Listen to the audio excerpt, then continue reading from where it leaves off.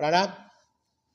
આપણી વીર નર્મદ દક્ષિણ ગુજરાત યુનિવર્સિટીની શૈક્ષણિક વર્ષ 24-25ની ઓક્ટોબરથી ડિસેમ્બર સુધી ચાલનારી યુનિવર્સિટી પરીક્ષા માટે કુલ 18 ટીમ 120 સભ્યોની બનાવવામાં આવી છે। તેઓ આકસ્મિક રીતે 200 કરતાં વધારે યુનિવર્સિટી પરીક્ષાના કેન્દ્રો પર પોતાની ગેરરીતિ અંગે તપાસ કરશે અને આ અંગે જે કંઈ ગેરરીતિ પકડાશે તેઓ તરત જ ઓનલાઈન માધ્યમથી યુનિવર્સિટીને જાણ કરશે। આ ઉપરાંત યુનિવર્સિટીનો પોતાનો તમામ 200 સેન્ટરના આઈપીથી કનેક્ટેડ છે, જેથી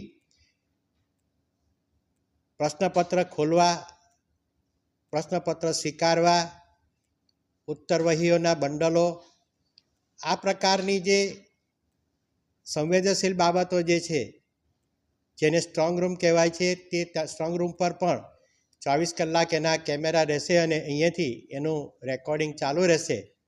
આ ઉપરાંત જેટલા પણ પરીક્ષા ખંડો જે છે એનું પણ અહીંયા લાઈવ અમારી પાસે આઈપીથી વ્યવસ્થા કરવામાં આવી છે, જેથી એની અંદર કોઈ પણ પ્રકારની ગેરરીતિ ન થાય। જો કોઈ વિદ્યાર્થી ગેરરીતિ કરતા પકડાશે તો કયા પ્રકારની કામગીરી રહેશે? જો કોઈ વિદ્યાર્થી ગેરરીતિ કરતા પકડાશે તો સ્ટેટ્યુટના આપેલી યુનિફોર્મ વ્યવસ્થા મુજબ વિદ્યાર્થીને ₹2500થી શરૂ કરીને 10,000 કરતાં વધારે પણ દંડ કરવાની એની જોગવાઈ કરવામાં આવી છે।